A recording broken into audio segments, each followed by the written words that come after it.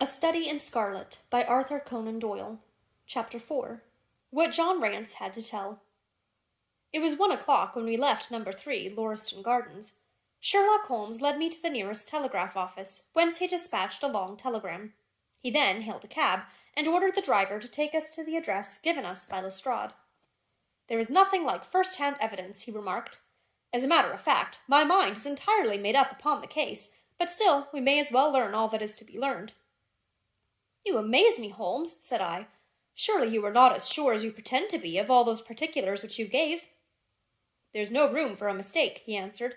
"The very first thing which I observed on arriving there was that a cab had made 2 ruts with its wheels close to the curb.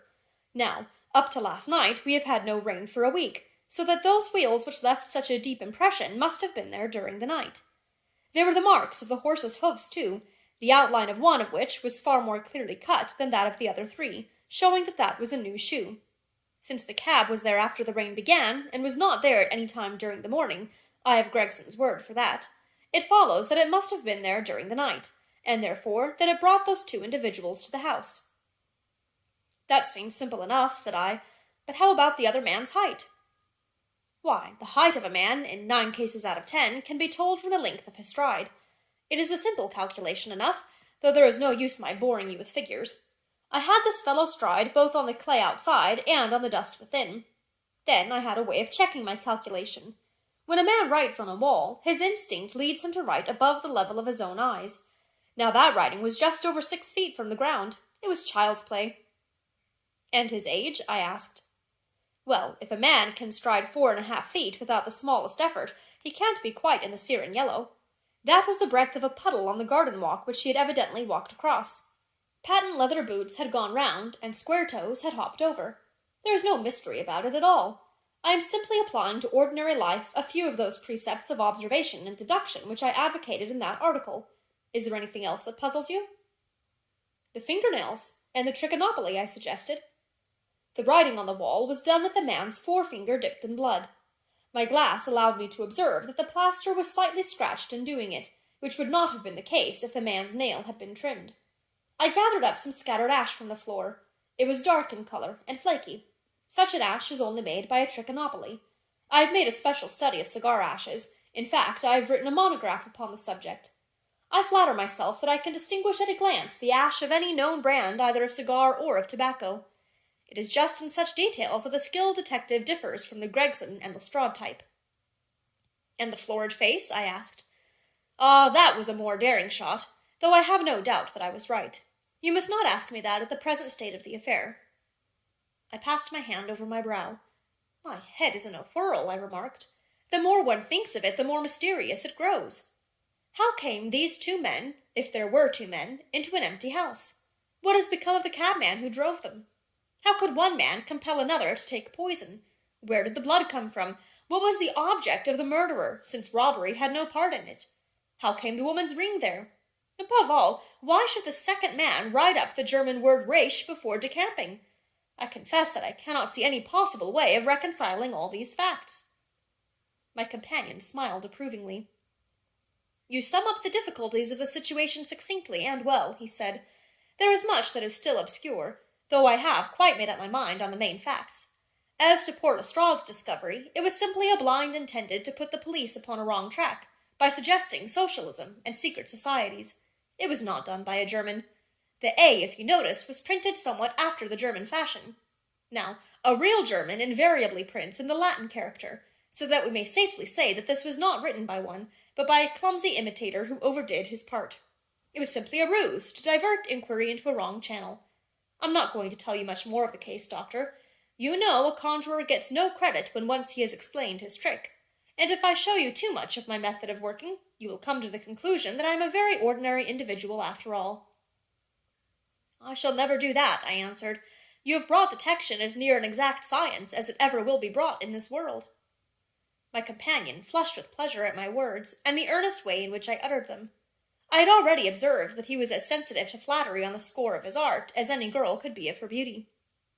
"I'll tell you one other thing," he said. "Patent leathers and square toes came in the same cab, and they walked down the pathway together as friendly as possible, arm in all probability. When they got inside, they walked up and down the room. Or rather, Patent Leather stood still while Square Toes walked up and down. I could read all that in the dust, and I could read that as he walked he grew more and more excited. That is shown by the increased length of his strides. He was talking all the while, and working himself up, no doubt, into a fury. Then the tragedy occurred. I've told you all I know myself now, for the rest is mere surmise and conjecture. We have a good working basis, however, on which to start. We must hurry up, for I want to go to Hallie's concert to hear Norman Neruda this afternoon.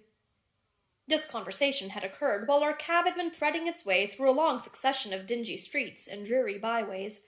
In the dingiest and dreariest of them, our driver suddenly came to a stand.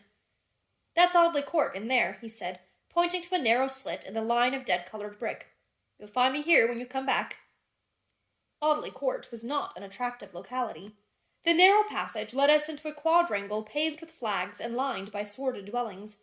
We picked our way among groups of dirty children and through lines of discolored linen until we came to number 46, the door of which was decorated with a small slip of brass on which the name Rance was engraved.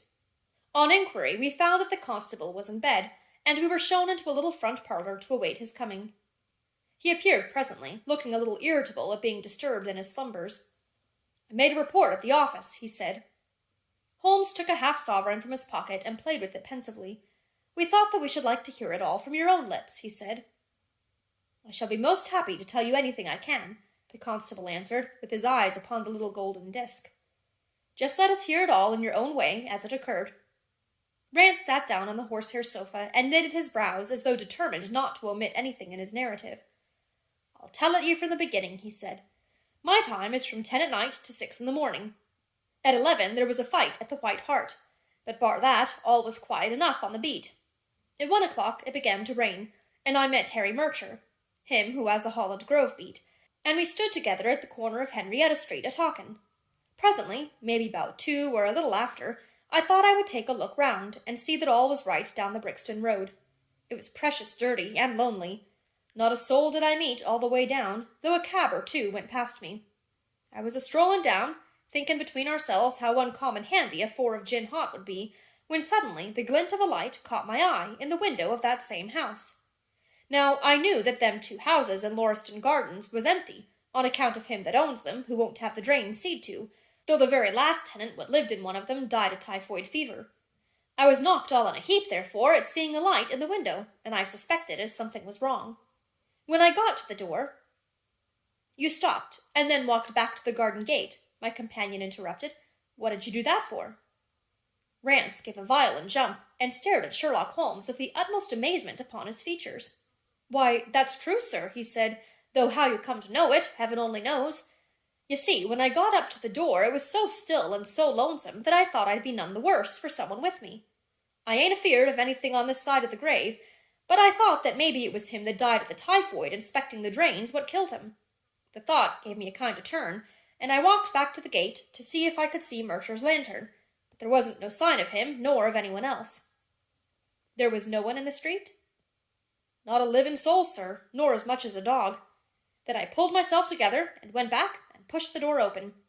All was quiet inside, so I went into the room where the light was a-burnin'. There was a candle flickerin' on the mantelpiece, a red wax one, and by its light I saw— Yes, I know all that you saw. You walked round the room several times, and you knelt down by the body, and then you walked through and tried the kitchen door, and then—" John Rance sprang to his feet with a frightened face and suspicion in his eyes. "Where was you hid to see all that?" he cried. "It seems to me that you knows a deal more than you should." Holmes laughed, and threw his card across the table to the constable. "Don't go arresting me for the murder," he said. "I am one of the hounds, and not the wolf. Mr. Gregson or Mr. Lestrade will answer for that. Go on, though. What did you do next?" Rance resumed his seat, without, however, losing his mystified expression. "I went back to the gate and sounded my whistle. That brought Murcher and 2 more to the spot." "Was the street empty then?" "Well, it was, as far as anybody that could be of any good goes." "What do you mean?" The constable's features broadened into a grin. "I've seen many a drunk chap in my time," he said, "but never anyone so cryin' drunk as that cove. He was at the gate when I came out, a-leanin' up agin the railings, and a-singin' at the pitch of his lungs about Columbine's newfangled banner, or some such stuff. He couldn't stand, far less help." "What sort of a man was he?" asked Sherlock Holmes. John Rance appeared to be somewhat irritated at this digression. He was an uncommon drunk sort of man, he said. He'd have found hisself in the station if we hadn't been so took up. His face, his dress, didn't you notice them? Holmes broke in impatiently. I should think I did notice them, seeing that I had to prop him up, me and Murcher between us. He was a long chap, with a red face, the lower part muffled round. That will do, cried Holmes. What became of him? We'd enough to do without looking after him, the policeman said, in an aggrieved voice. I'll wager he found his way home all right. How was he dressed? A brown overcoat. Had he a whip in his hand? A whip? No. He must have left it behind, muttered my companion. You didn't happen to see or hear a cab after that? No. There's a half-sovereign for you, my companion said, standing up and taking his hat. I'm afraid, Rance, that you will never rise in the force. That head of yours should be for use as well as ornament. You might have gained your sergeant's stripes last night. The man whom you held in your hands is the man who holds the clue of this mystery, and whom we are seeking. There is no use of arguing about it now. I tell you that it is so. Come along, Doctor. We started off for the cab together, leaving our informant incredulous, but obviously uncomfortable. The blundering fool, Holmes said bitterly as we drove back to our lodgings. Just to think of his having such an incomparable bit of good luck, and not taking advantage of it. I am rather in the dark still. It is true that the description of this man tallies with your idea of the second party in this mystery, but why should he come back to the house after leaving it? That is not the way of criminals. The ring, man, the ring. That was what he came back for. If we have no other way of catching him, we can always bait our line with the ring. I shall have him, Doctor. I'll lay you 2 to 1 that I have him. I must thank you for it all. I might not have gone but for you, and so have missed the finest study I ever came across. A study in scarlet, eh? Why shouldn't we use a little art jargon? There's a scarlet thread of murder running through the colourless skein of life, and our duty is to unravel it, and isolate it, and expose every inch of it. And now for lunch, and then for Norma Neruda. Her attack and her bowing are splendid. What's that little thing of Chopin's she plays so magnificently? Tra-la-la, lira-lira-lay. Leaning back in the cab, this amateur bloodhound caroled away like a lark, while I meditated upon the many-sidedness of the human mind.